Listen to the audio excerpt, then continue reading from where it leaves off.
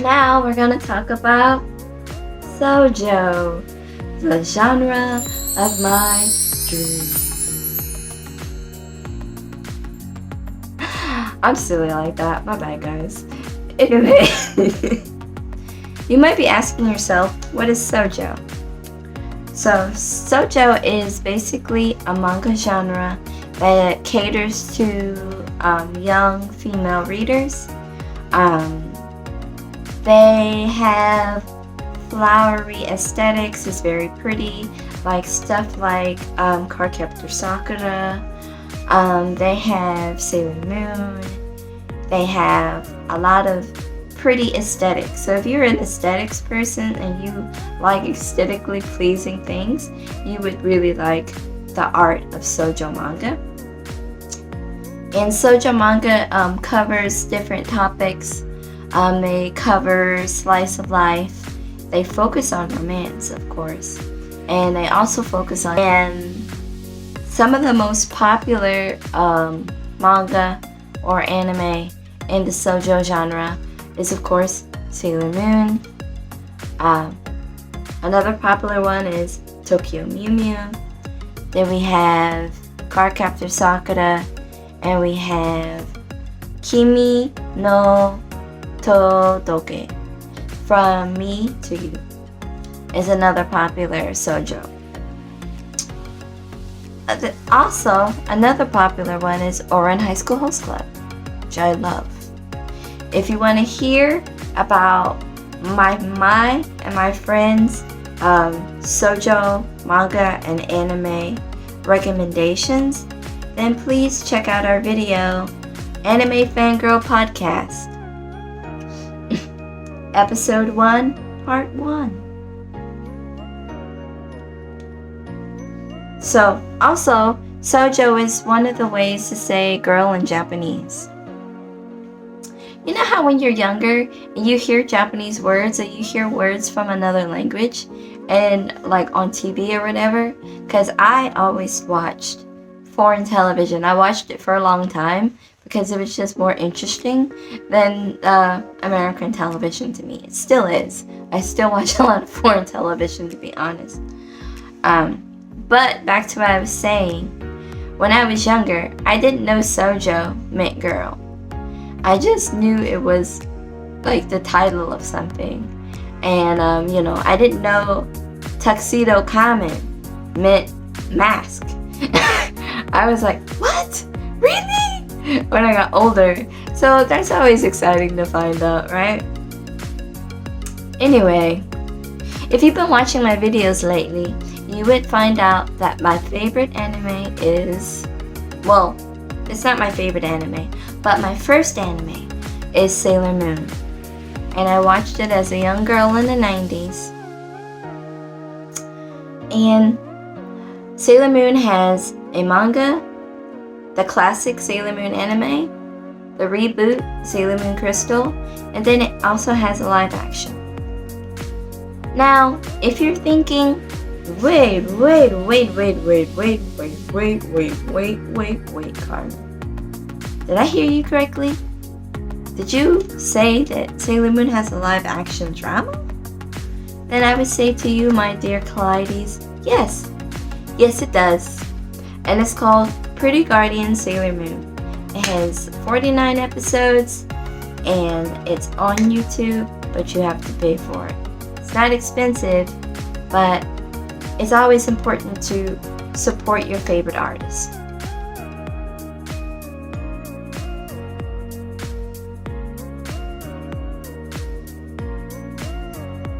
A brief history of the magical girl subgenre.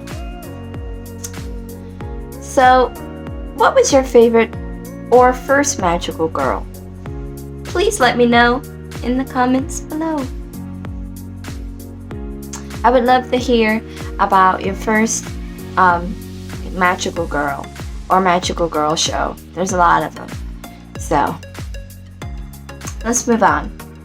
According to Dreaming Wide Awake site WordPress.com, the magical girl genre first began in the 1960s with witch girl animes, These girls were either born witches or endowed with powers at the start of the series. These witch girls were born out of the influence of series like Bewitched, which was a bombshell, by the way. It's still a bombshell. I love that show. Samantha wiggling her nose. So cute. Anyway. Anyway. Most of the time, these would use their powers to solve problems in whimsical ways. These young witches were usually in between age 10 and 13 and catered to an audience around the same age. And most of the stories were innocent coming-of-age stories.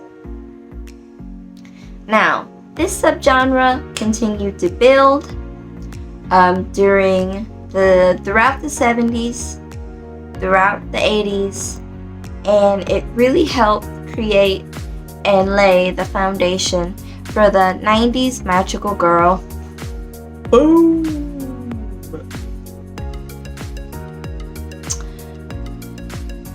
With magical girl shows like Creamy Mommy, The Magic Angel, and Minky Momo, among others.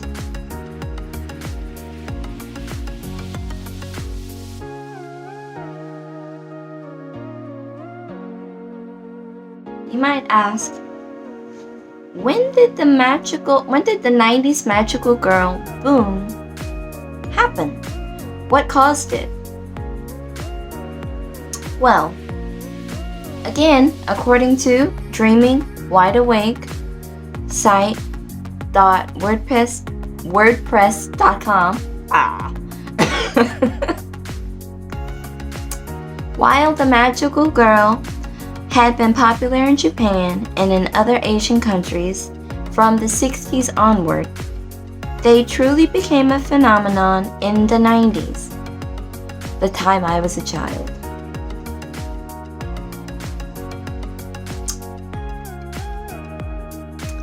So, in the 90s, the warrior girl was introduced and became widely popular throughout the world.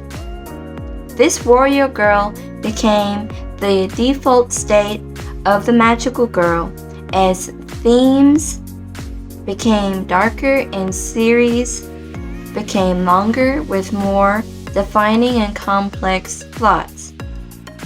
Like in Sailor Moon, y'all. Don't sleep on Sailor Moon, y'all. It is so good. All 5 seasons. Don't sleep on Sailor Moon. Or Cardcaptor Sakura.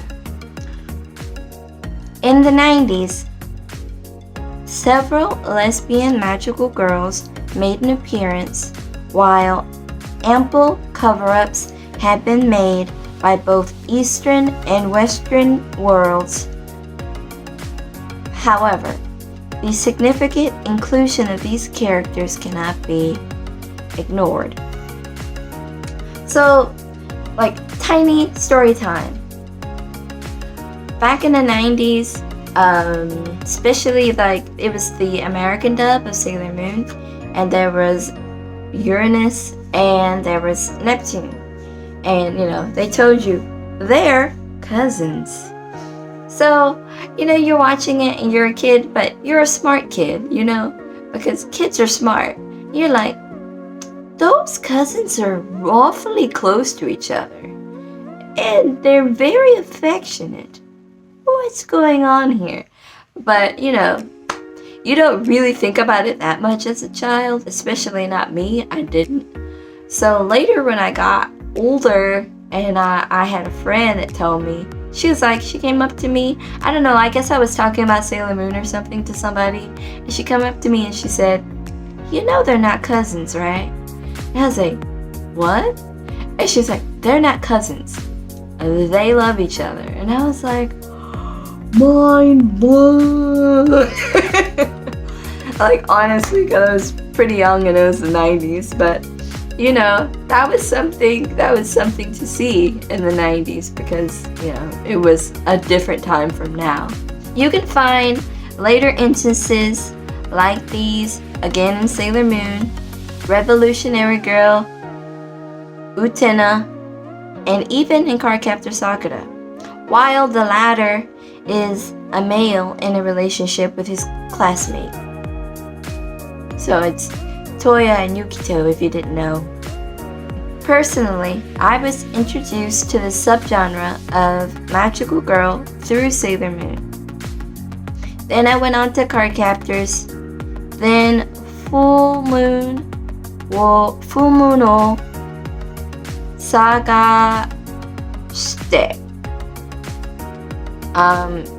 Searching for the Full Moon, Tokyo Mew Mew, among others.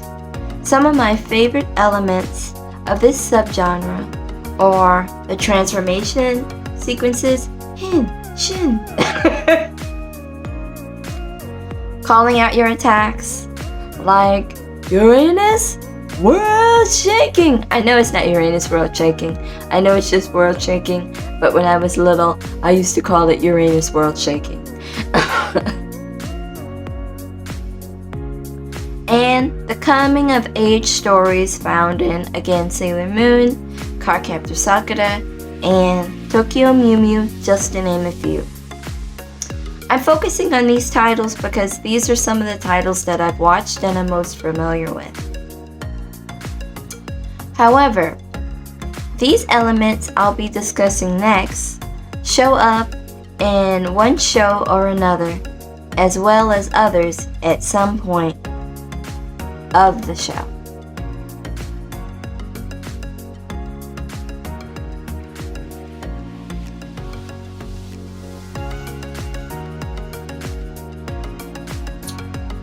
So,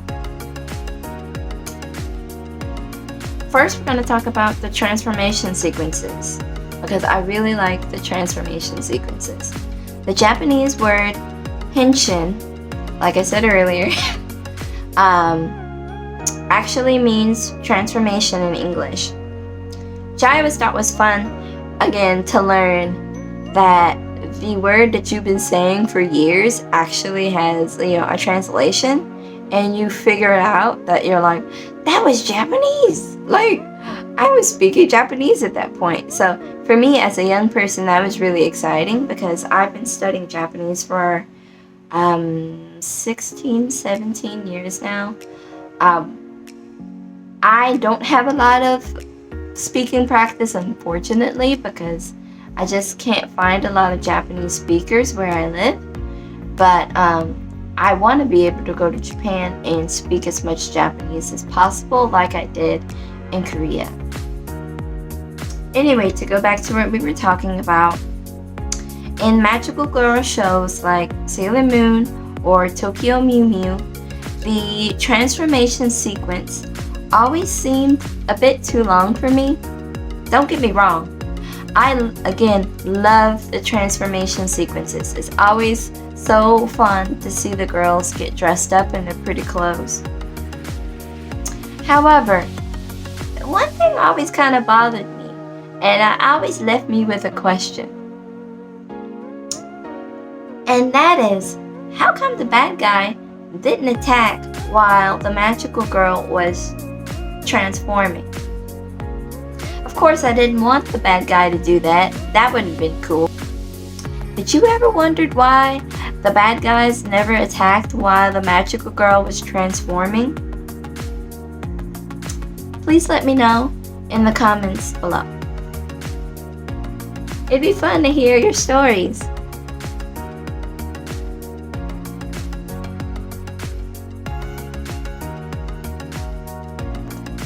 So it brings us to our next point and my next favorite element. And a question. Why do some magical girls call out their attacks? Well, I kind of wondered this too, but according to TuxedoUnmasked.com, the quickest and easiest response to this question of why they called out their attacks would be to say it's because shows like Sailor Moon are heavily based on the tokusatsu formula.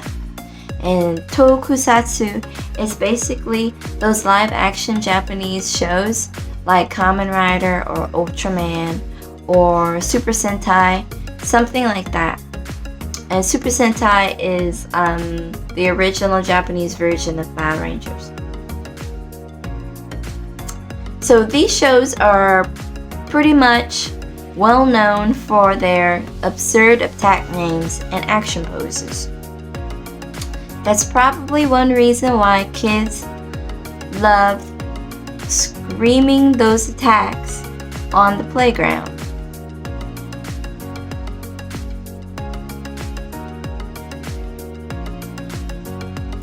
So lastly, we come to my last but not least favorite element of the magical girl subgenre, and that's the coming of age story. And all of the magical girl shows that I've mentioned, they all feature a normal girl who is granted special powers to defend the world and protect others, which helps them grow as a person ultimately. The greatest example of this is again Sailor Moon. She's the greatest example to me. When we first meet Usagi, she is a childish crybaby, but after she meets Luna and the other girls, she begins to fight evildoers as Sailor Moon. She grows stronger and she turns into an amazing leader and fighter. This is important to me because Sailor Moon was the first time that I saw a strong female warrior on TV, along with the other Sailor Scouts. Sailor Moon gave me the confidence and reassurance that it was okay to be a strong girl who could defend herself.